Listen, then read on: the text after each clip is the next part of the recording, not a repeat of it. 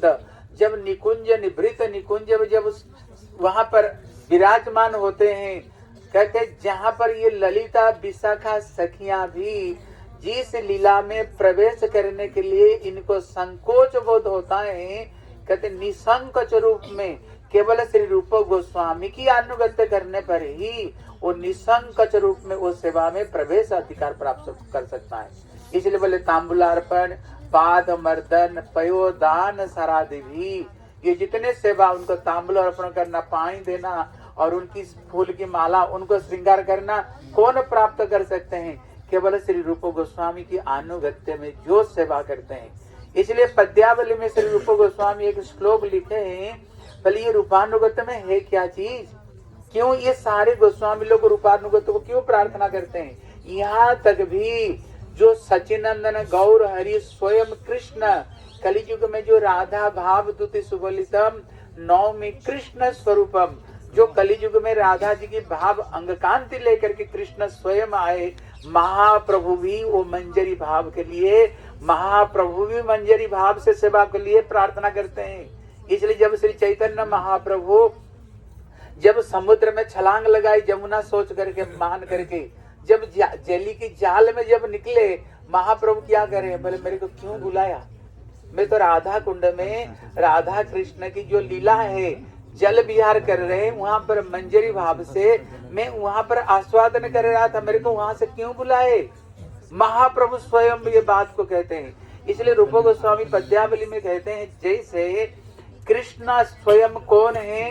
कहते ये रस बैस रसम झवायाम लब्ध्वानंद भवति। कृष्ण स्वयं रस स्वरूप, अखिल रसामृत मूर्ति, समस्त रस का जो परिपूर्ण स्वरूप श्री कृष्ण चंद्र।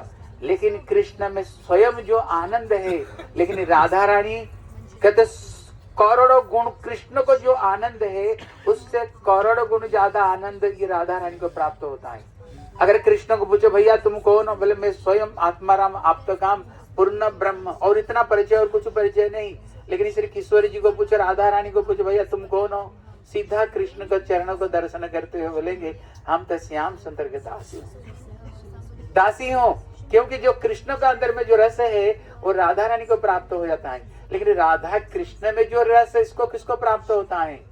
ये ललिता विशाखा आदि जत सखीगण, कहते ललिता विशाखा को उनको जो अंदर में आनंद, इनको पूरा आनंद मिलता है। लेकिन इनके अंदर में जो पूरा आनंद किसको मिलता है? भले श्री रूप मंजरी को प्राप्त होता है। भले इनके सारे आनंद किसको मिलता है? कहते श्री रति मंजरी को। उनका सारे आनंद कमल मंजरी, उसका आनंद प्रभुपाद नयन मणि मंजरी, उनको सारे आनंद किसको मिलता है? कल विनोद मंदिर भक्ति प्रज्ञान केशव गोस्वामी महाराज को। लेकिन उनका सारे आनंद किसको मिलता है? श्री रमण मंजरी, हमारे श्री भक्ति वेदांत श्री नारायण गोस्वामी महाराज की सारे आनंद इसको प्राप्त होता है, सारे आनंद। इसलिए जिसने नीचे आते जाओ ना, ये जगत में अलग चीज है, लेकिन जो अपराकृत जगत में रूप गोस्वामी कहते हैं उससे करोड़ों करोड़ों करोड़ों करोड़ों गुण ज्यादा आनंद नीचे आता है।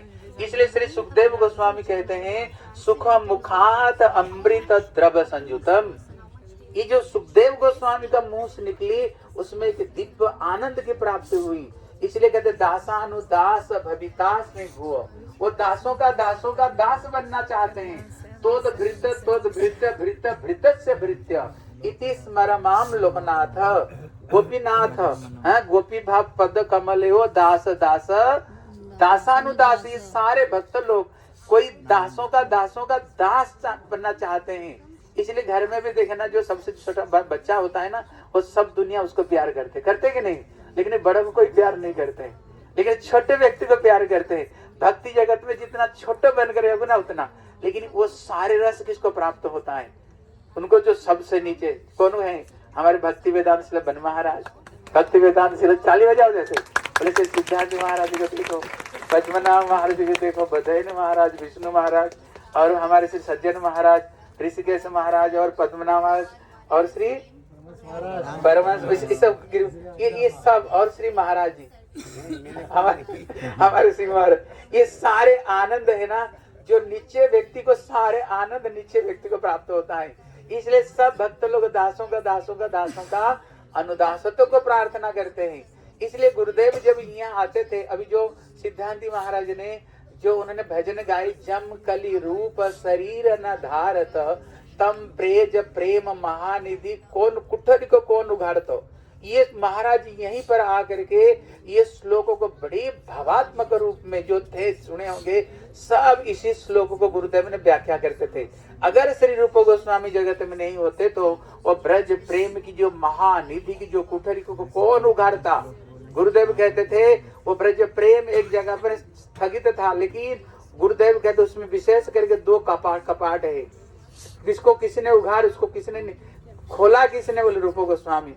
बोले उसमें दो कपाट किया है ब्रज प्रेम की, कहते एक है उज्ज्वल निर्मणि, एक है भक्ति रसामृत सिंधु। ये जो दो ग्रंथ हमारे गौड़ीय वैष्णव के लिए जो भक्ति रसामृत सिंधु ग्रंथ है, वो सारे रस की जिसमें विवेचना, लेकिन जो उज्ज्वल निर्मणि ग्रंथ श्री रूप गोस्वामी कहते हैं, ये ग्रंथ केवल श्रृंगार रस में जो उपासक है, केवल ये गौड़ीय वैष्णव के लिए उपास्य ग्रंथ, और मना कर देते हैं और कोई ये ग्रंथ को पढ़ना नहीं। अगर ये नहीं होते तो वो कपाट को कौन उघाड़ता। और कहते नीर खीर हंसन पान विधाय न, वो गुरुदेव व्याख्या करते थे जैसे कि हंस ही दूध से अलग पानी को कर सकता है, सभी नहीं कर सकते। इसलिए गुरुदेव कहते थे दुनिया भक्ति भक्ति भक्ति जानते हैं, लेकिन जो भक्ति रस है, स्वरूप सिद्धा भक्ति किया है, आरंभ सिद्धा भक्ति किया है, गुणीभूता भक्ति किया है, स्वरूप सिद्धा, ये कौन बोलता जगत में, कौन ये सब विवेचना करता। अन्याभिलाषिता शून्यम ज्ञान कर्मादि अनावृतम अनुकूलेन कृष्णानुशीलनम भक्ति उत्तमा। ये श्लोक के ऊपर में जो विश्वनाथ ठाकुर टीका है, ये अन्याभिलाषिता क्यों, कृष्ण नाम क्यों लिया, और यहाँ पर ज्ञान कर्मा, उसमें जो उन्होंने एक श्लोक के अंदर में गुरुदेव कहते थे, अभी तक यद्यपि भक्ति की बहुत सारी डेफिनेशन दी गई है, सा पारानुरक्ति स्वरे अनन्य ममता भक्ति ममता प्रेम संगता सा, ये यद्यपि भक्ति की बहुत डेफिनेशन है। गुरुदेव कहते थे सारे भक्ति का डेफिनेशन को लेकर के रूप गोस्वामी जो ये अन्याभिलाषिता श्लोकों को व्याख्या किया, अद्भुत रूप में ये श्लोकों को उन्होंने भक्ति की केवल कृष्ण अनुशीलन नहीं, इसमें कृष्णा मतलब अकेला जो कृष्ण की अनुशीलन वो भक्ति का पूर्ण नहीं, लेकिन जब तक श्री राधा रानी की भक्ति नहीं हो, कृष्णा मतलब जो राधा रानी, जब तक ये जुगल सरकार की राधा जी की अनुगत्य में जब ये सेवा नहीं हो, वो सेवा परिपूर्ण रूप में नहीं। इनकी कथा अद्भुत कथा है।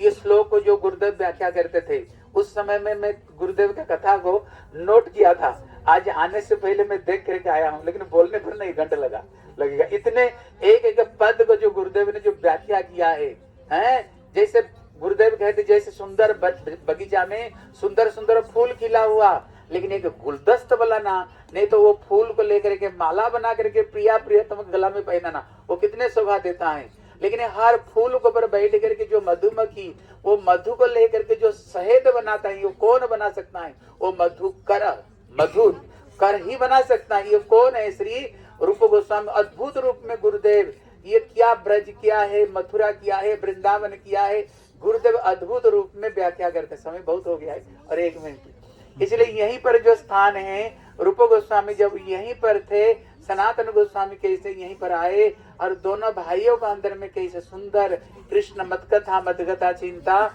बोधयन्ते परस्पर कथयन्ति च माम नित्यम तुष्यन्ति च रमन्ति च। यही कैसे कृष्ण भक्ति रस में दोनों भाई डूब गए। इतने में रूप गोस्वामी सोच रहे हैं, सनातन गोस्वामी बड़े दिनों में आए हैं, बड़े भैया इनको कुछ खिलाए। बोले इनको खीर बड़ा प्यारा। बोले खीर कहाँ से मिलेगा? घना घोर जंगल में खीर कहाँ से मिलेगा? इतने में स्वयं राधा रानी बालिका का रूप धारण करते हुए आती है। बोले बाबा बाबा लो ये दूध ले लो, चीनी ले लो, चावल लेकर खीर बना कर खा लेना। लेकिन कृष्ण कथा में जो रस और उसमें थोड़ी रस है, बोले लाली रख करके चले जाओ, हम उसको बना कर खा लेंगे। लेकिन इनकी कथा ही खत्म नहीं हो रहा है। इतने में राधा रानी फिर घूम फिर करके छोटी बच्ची बन करके आई। बोले बाबा बाबा तुम दोनों कथा करते रहो, मैं ही बना देती हूँ। उन्होंने छठ स्वयं लक्ष्मी स्वरूपिणी फटाफट उन्होंने खीर बनाया और धर दिया। बोले बाबा भोग लगा कर खा लीजिए। बोले लाली कोई चिंता मत करो।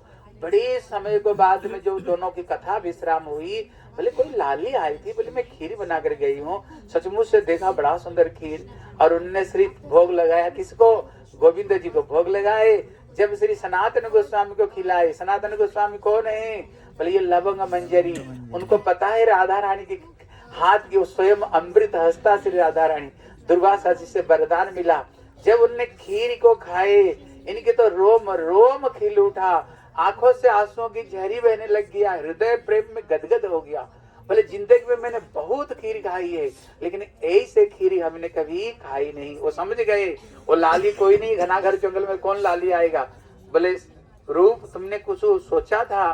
बोले हाँ भैया मैं सोच रहा था, बड़े दिनों में अब आए हो, थोड़ी सी आपके लिए खीर हो जाए। बोले तुम्हारी हृदय की बात कौन समझेगा?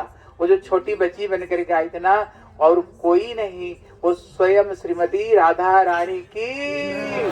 और जोर से बोलो, बोले श्रीमती राधा रानी की जय। क्या तो स्वयं श्री राधा रानी ही यहाँ पर बन करके आई थी।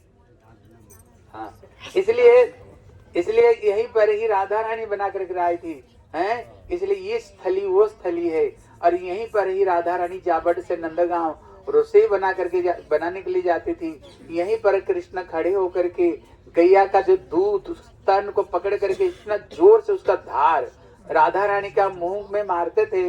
राधा रानी क्या करती थी?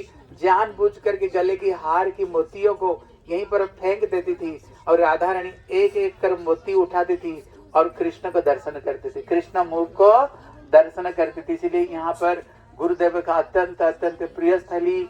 हम लोग गुरु वैष्णव के अनुगत्य में, गुरु जी के अनुगत्य में यहाँ पर आए। इसलिए गुरुदेव रूप गोस्वामी हम सबको ऊपर में कृपा करे, सबको ऊपर आशीर्वाद दे।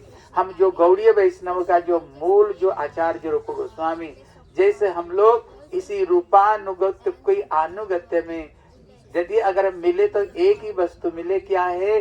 श्री रूप गोस्वामी के अनुगत्य भी प्राप्त करके एक दिन श्री किशोर जी की अनुगत्य हमें प्राप्त हो, और गुरु जी के अनुगत्य में यही केवल हमारी इच्छा है और कोई इच्छा नहीं। इसलिए हम यहीं पर कथा को विश्राम देता हूँ। वाञ्छाकल्पतरुभ्यश्च कृपा सिन्धुभैव च पतितानां पावनेभ्यो वैष्णवेभ्यो नमो नमः।